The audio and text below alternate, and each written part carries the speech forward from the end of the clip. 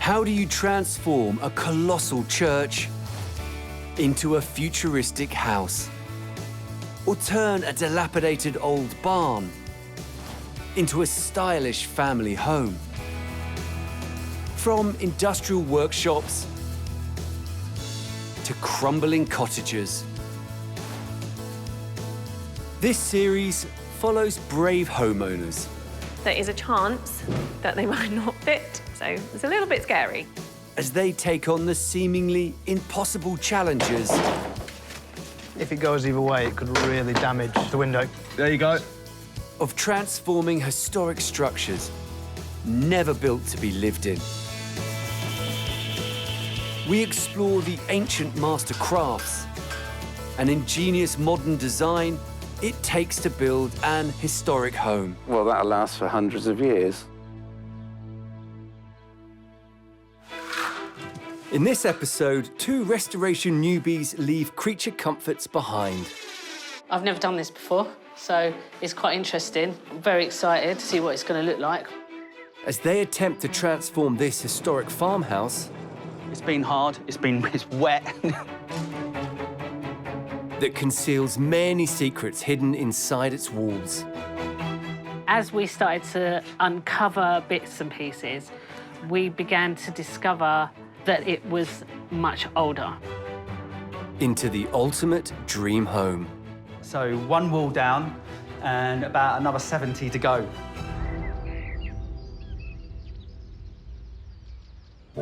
Devon in the southwest of England is an ancient and beautiful county. With 500 miles of spectacular coastline, 2 national parks, and 5 areas of outstanding natural beauty. It's no surprise that its population of 800,000 residents is boosted by an annual influx of 6 million tourists. And it's this stunning scenery that attracted landscape gardener and builder Mark and Yazz, a design and technology teacher, to leave London in search of the perfect country home. We chose Devon because it's beautiful, and we had an affinity with it anyway, because Mark grew up in a village in Devon. Yeah, I wanted the opportunity to build something and for us to put our stamps on. Yazz and Mark bought this run-down farmhouse located in Washfield, Devon. It's an ancient village listed in the Domesday Book of 1086. Cowling's farmhouse came up. We came and looked at it and were told that it was approximately 200 years old.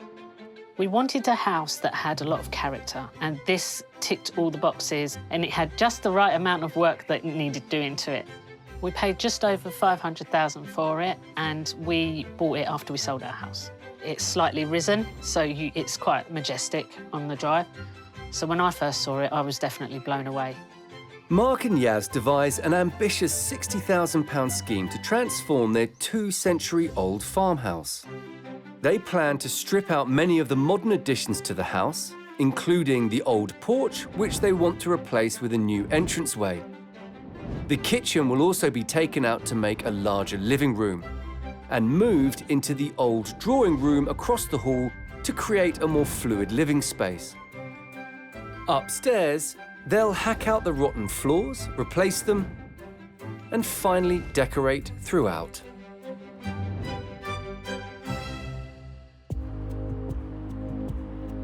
Work on their hugely challenging project begins in 2021. While Mark has put his landscaping job on hold to be the full-time on-site builder, Yazz continues to teach full-time.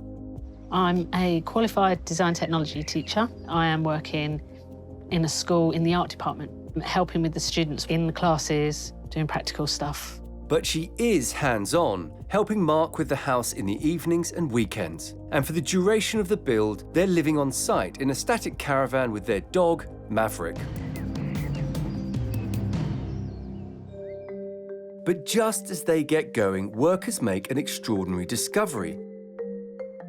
They uncover roof timbers that look as though they're older than 19th century.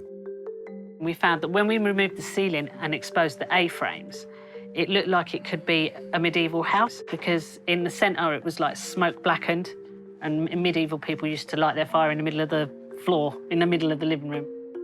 And there were more discoveries to come. We had to fix the bathroom because it was very damp and the floors were all rotten and they had to be removed. In order to do that, we took everything out and then discovered the staircase. And we found the Tudor arch. When the upper floor was added, instead of creating a staircase inside the main hall, workers built an extension onto the rear. They created a new doorway through the back wall on the ground floor and built a rudimentary set of stairs up to a landing. The stairs doubled back on themselves and led to the upper rooms via a second doorway on the first floor. This discovery forces Mark and Yazz to down tools while conservation experts investigate.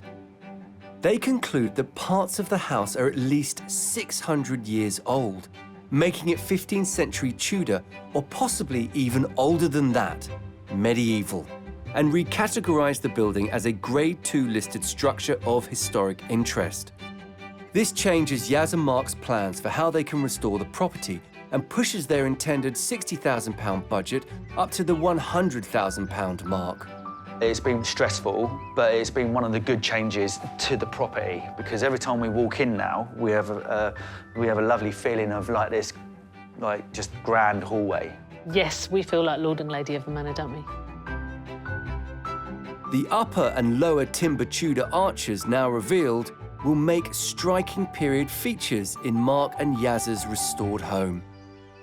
When your house is listed, your planning changes. You have to comply with what the conservation officers want. I think the conservation officers want to see like the different kind of materials we're going to be using for the finishing of the property. You can't go putting like modern aluminium, nice shiny guttering on, for instance.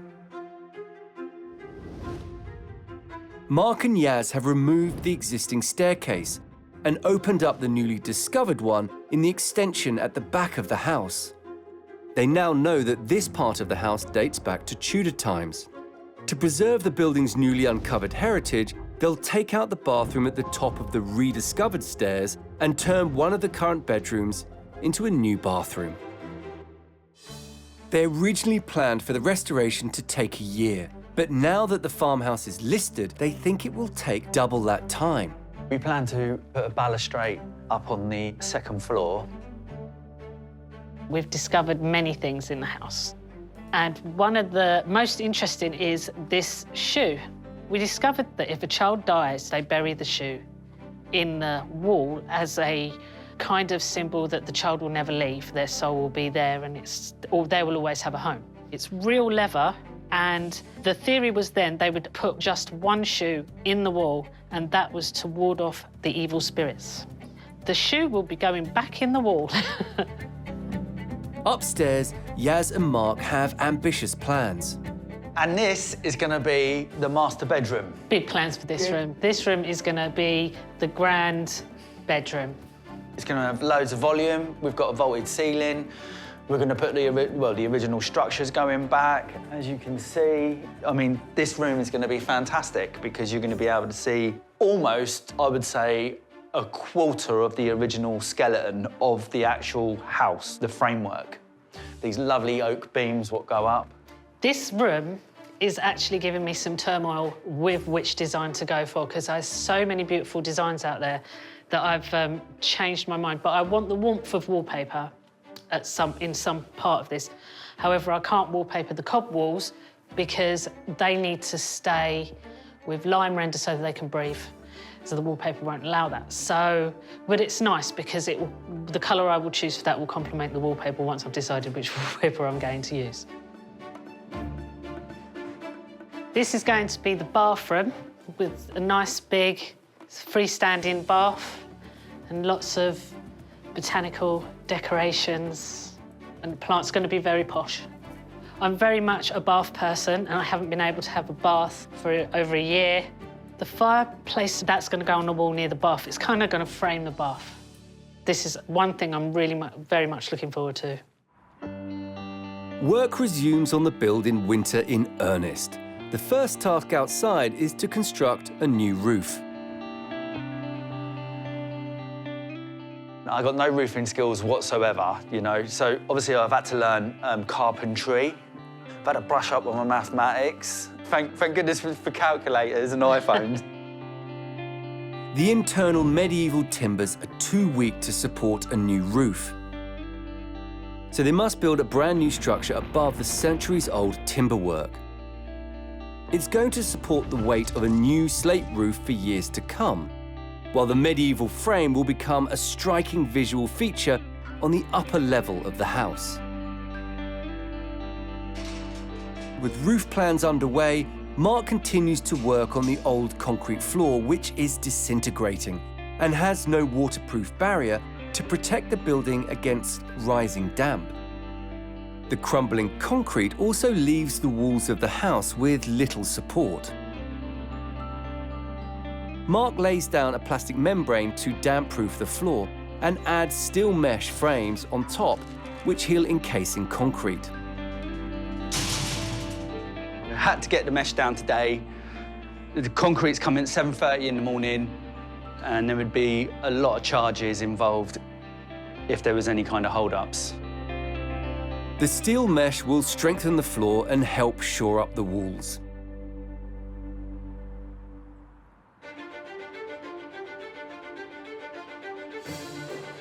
Next morning, it's a cold start, and Mark is up before dawn.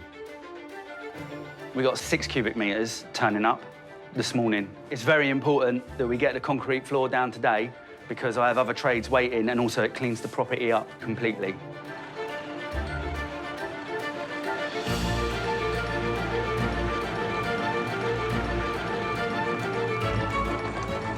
They spread the concrete from one side of the room to the other, and once they start pouring, they can't stop.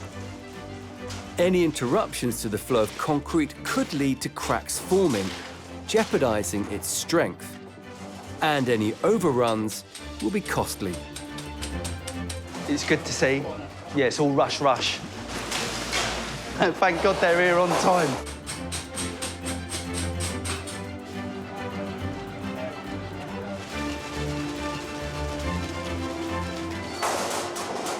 Anything, mate? No, you want to go on the end now, that's fine, mate. I'll start levelling up.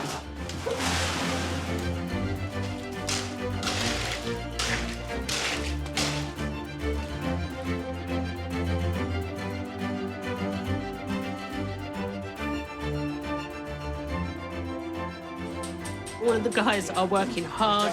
We've got limited time with the concrete. It has to be laid in like half an hour. Yeah. Looking good. Can't say fairer than that.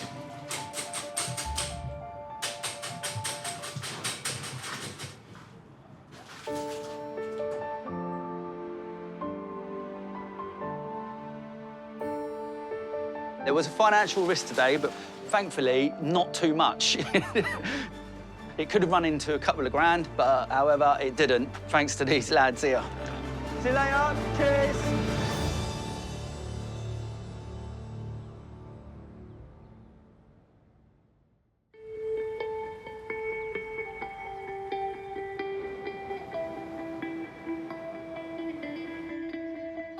In Devon, Yazz and Mark are now 14 months into the process of transforming this farmhouse into their dream home. The new roof is on and the concrete floor has set, crack-free. But living on site in this cramped static caravan is making this already taxing restoration project even tougher. It's definitely been challenging, and there's more to come because we've still got so much work to do. This whole process is a learning curve, but I am enjoying it, and I know our circumstances do change. However, you just got to change with it. Inside, work is well underway in what will be the new lounge area. In here, we've put 2 brand new walls, which have got steel posts in. We've also put in the RSJ across here, and we've concreted, obviously, which is great because now we're not working in mud. We dug, I don't know, probably about 30 tonne out. Took me 2 weeks. With the new concrete floor dry, the next job is the walls. We are currently trying to strip the walls. getting the sand and cement render off, And bring back the cob. and we're going to replaster it with lime mortar. The original walls are made from cob, which was a tremendously successful building material in the medieval era. The porous mix of mud and straw enables structures to breathe, keeping them cool inside during the summer and warm in winter. The stuff Mark and Yazz are cracking off today is concrete render, layered over the cob at a much later date. The concrete layer is solid and impermeable. It stops moisture evaporating. Removing it will help them dry out.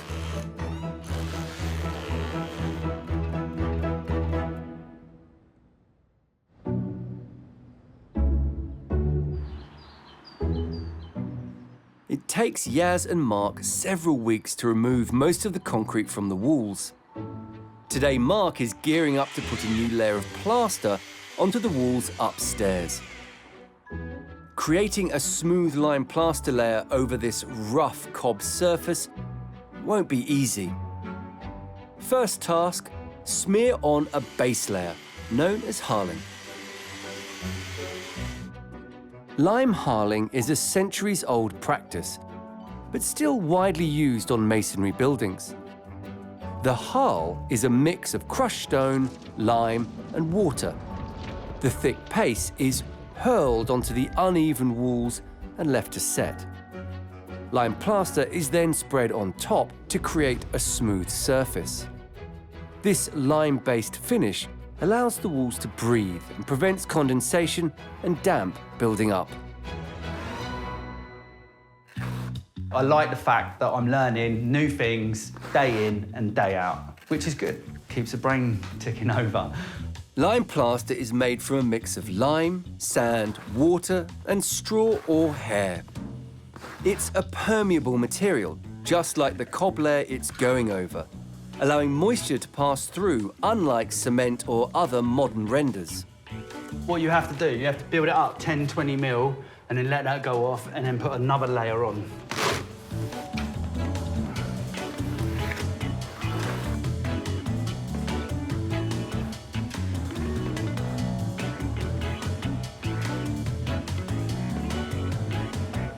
But the trick is not to play around with it too much because it will fall off the wall, and that has happened to me a couple of times. So one wall down and about another 70 to go. Unearthing this farmhouse's hidden secrets is a never-ending but exciting journey. Mark and Yazz's farmhouse was originally built as a simple medieval structure known as a hall house.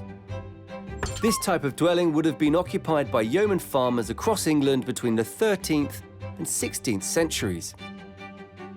The basic layout consisted of a central hall, with an open hearth in the middle of the floor for cooking and to provide heat.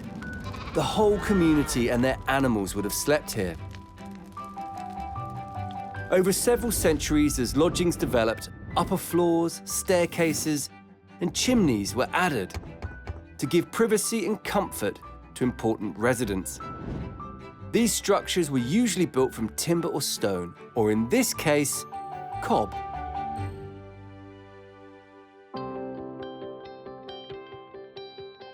Yazz and Mark have unearthed another architectural clue to this building's colourful evolution in the centre of the house.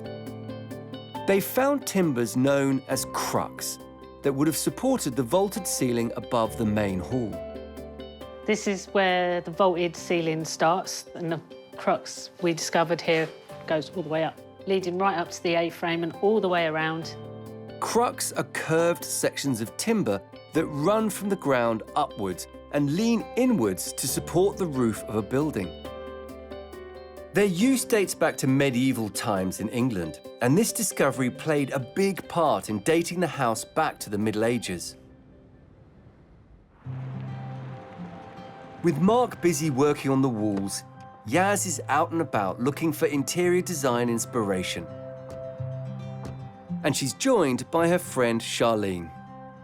They're visiting a reclamation yard that specialises in maritime antiques. I'm on the hunt for a hanging light for the bathroom upstairs, potentially some more mirrors and bits and pieces. The idea is to get as many unique pieces as we can. A nautical light fitting has caught Yazz's eye. What about this, Charlene? You know, copper and gold. Yeah, I don't think you'd find something in London that sells old ship pieces converted into usable furniture and lighting and mirrors. So it's quite an interest. It's a great find, this place. This is the right size, isn't it? Yeah. I think bigger than this would be That'd too be big. too big. Oh, Charlene, look at this. Oh, wow. This will be ideal. Maybe the back of the bathroom door? That'd be really cute. That's the last one we've got. They've been really popular. That is an Italian-made coat hook. This is brilliant. Yeah, it's lovely, that. From a first-class cabin of MV Augustus. She was a beautiful ship that was built in the 60s that used to go from Rome to Rio. Yazz comes away with a light fitting and fixtures for the bathroom. Meanwhile, back at the farmhouse, Mark is gearing up to lay a new, durable rubber floor inside the utility room. He's mixing shards of reclaimed rubber with an epoxy resin that will bind the pieces together.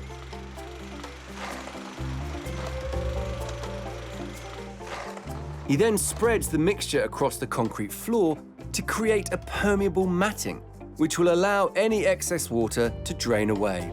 It takes 24 hours to go off. It's made from car tyres. It's even better for the environment. And because it's rubber, it's flexible as well. So it is a really good product. And it's clearly quick and easy to lay, as Mark finishes just as Yazz and Charlene return from their shopping trip. There you go, done. That looks amazing. Let me see. What? Woo! We have a floor. It's looking fantastic. He's done a great job.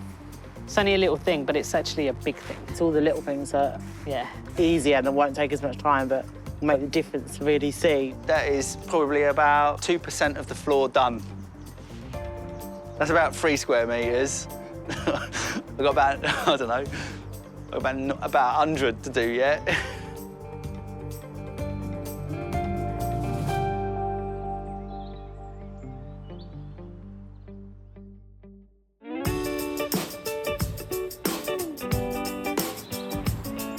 In Devon, Mark and Yazz are working flat out to restore their Grade 2 listed farmhouse. Mark has been concentrating on the build full-time, while Yazz is still teaching and helping out on evenings and weekends. In case you were wondering, I've been doing all the hard work. Today, Yazz is busy waterproofing the bathroom wall. Where the shower cubicle's gonna go. It's gonna look awesome.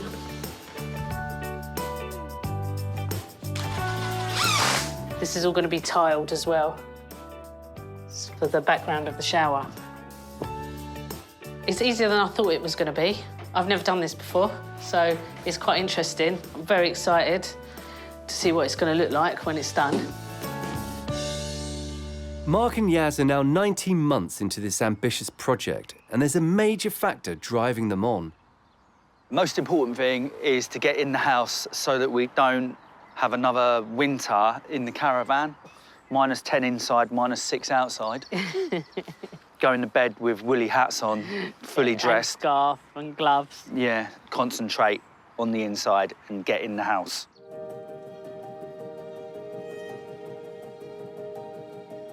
Mark and Yazz are racing to get the staircase finished, so it's easier to get around.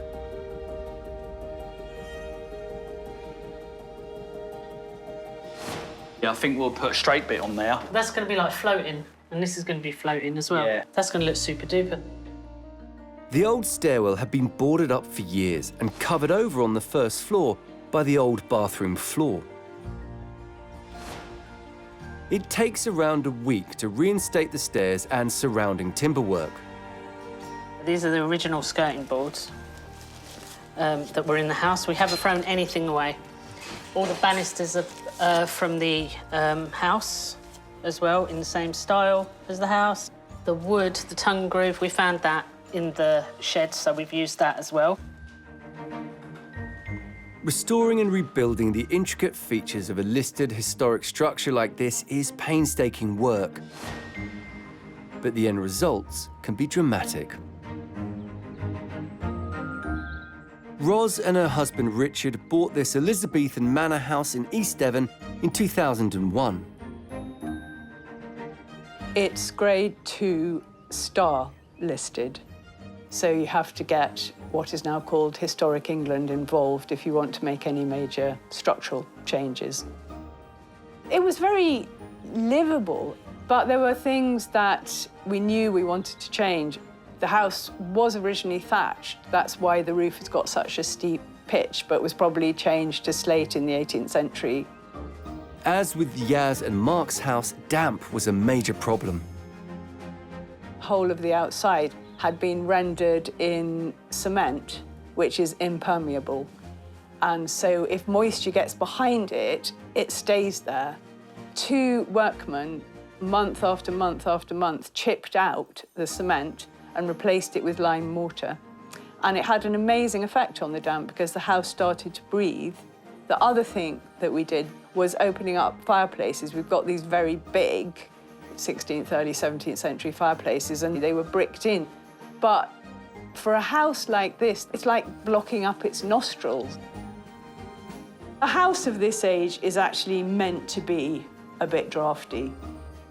It needs a good airflow to just keep the air circulating. The room that we're in now is my favourite room. The restored wood panelling is early 17th century and provides a certain amount of insulation. So these are kind of quite thin slivers of oak that are set into this frame of oak. And the really clever thing about that is that the wood can expand and contract because it's set into these frames. It took 5 years to renovate the whole house, and its estimated value today is around £1.5 million, more than double the price they originally paid for it. I feel very rooted here now. I sometimes think if we'd really, really thought about it for longer, we might not have done it. But as I say, I'm very glad we did.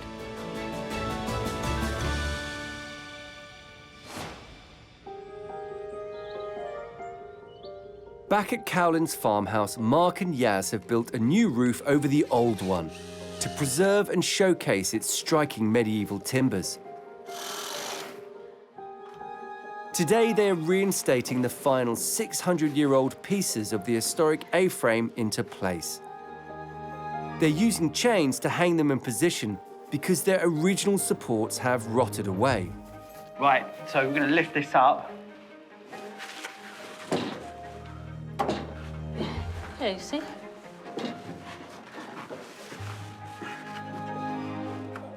And then, hopefully, with a little bit of patience, can't do anything in gloves.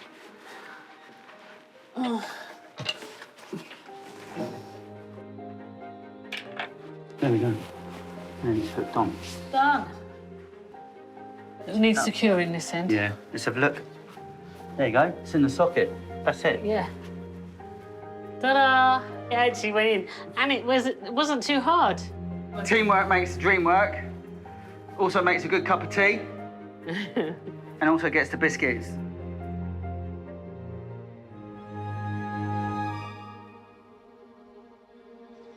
They're also building a one-of-a-kind light fitting from scrap pieces of medieval timber to illuminate their vaulted ceiling.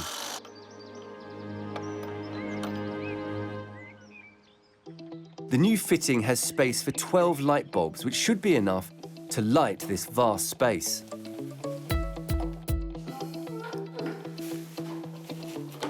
That's it. That's it, I got it. Yep.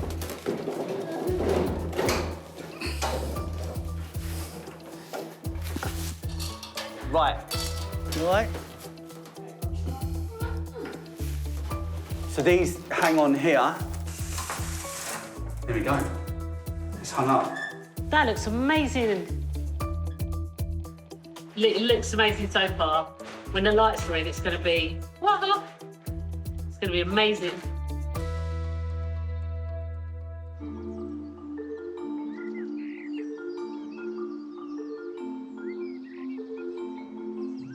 We're getting to the point now where it's starting to come together. It's starting to become a home. Upstairs is practically done. Carpet's been put in, plastering's done downstairs, so that's drying out at the moment. I've got the fireplace to fit, the underfloor heating's done. It's a good point, I suppose. It's the good jobs now. It's definitely the good jobs now. Yazz can now begin to think about finishing touches. They're reusing some old oak from the original floor and aligning another wall with MDF to recreate the style of wood panelling that might have lined these walls in Tudor times. Got some gold tape. I'm going to tape the insides so that when you look at it, you just get a hint, so like just an eye line. And then I've got some gold figureheads that I'm going to put on here. Should make it really cool.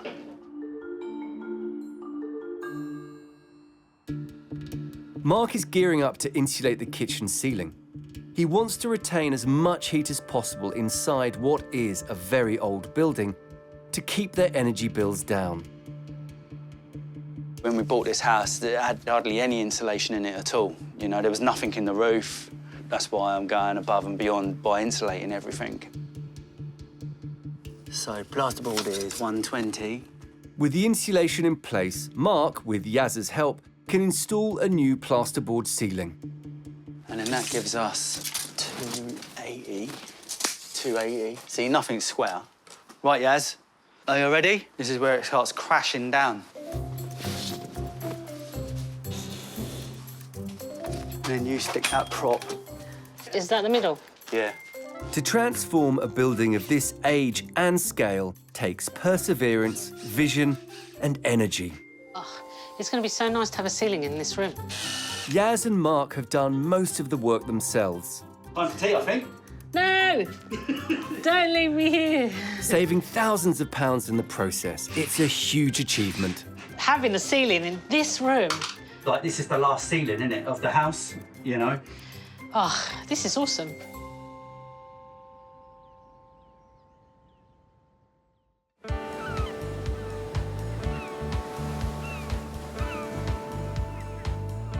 It's been 2 years since Mark and Yazz left North London to live the dream in rural Devon. They bought what they thought was a 200-year-old farmhouse. As they began renovation work, they uncovered features that suggested parts of their house were much older, Tudor and even medieval in age. This delayed many of their plans as they waited for their house to be reclassified as a Grade 2 listed building. After 2 winters living in a cramped, static caravan and doing most of the work themselves, they finally moved in.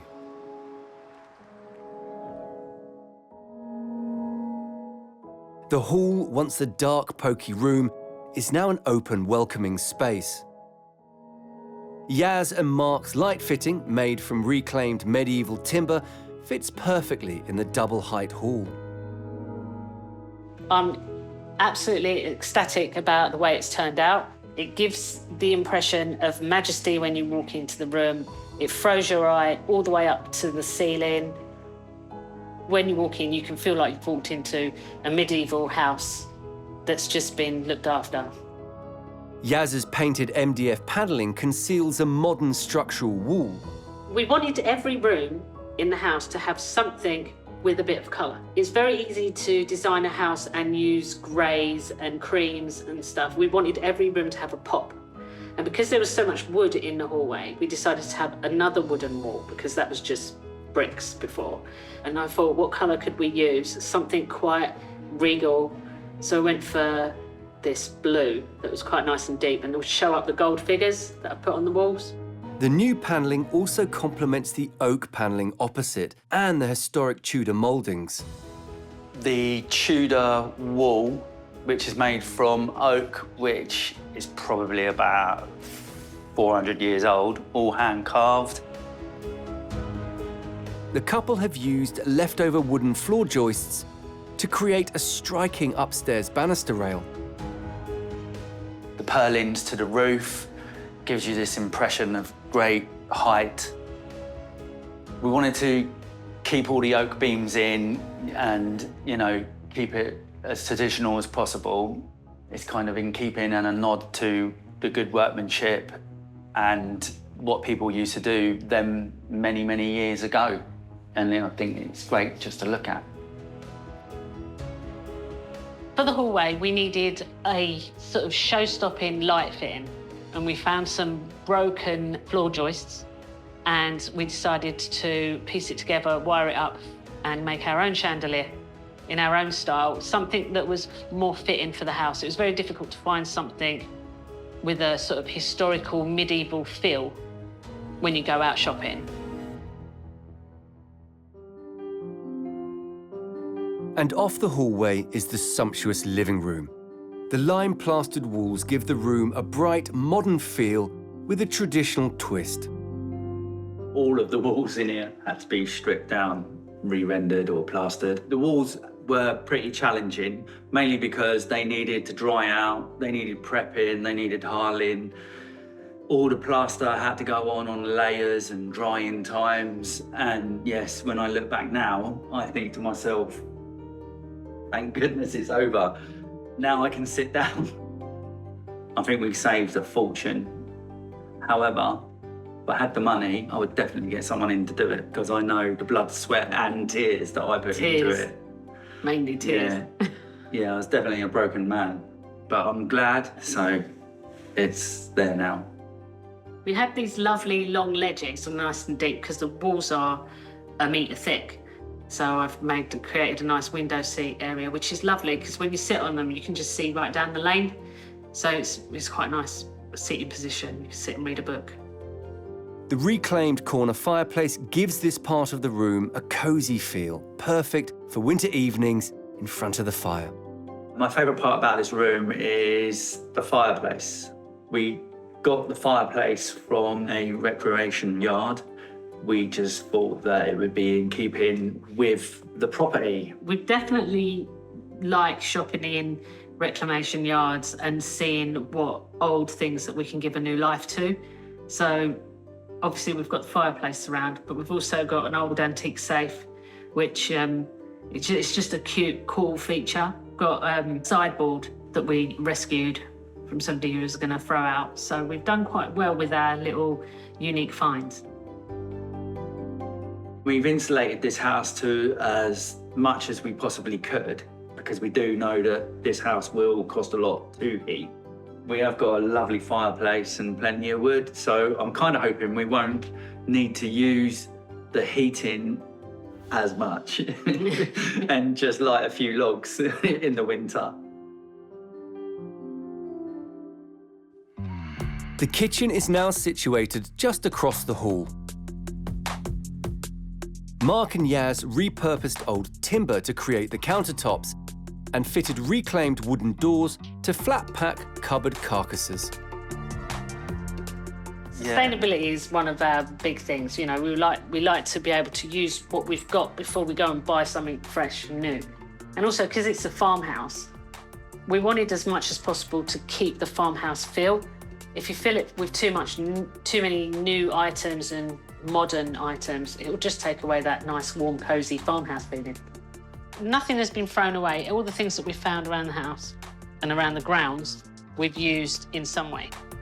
This was all made. We put a bit of rebar in the hinges, and the old hinges are made like a towel holder.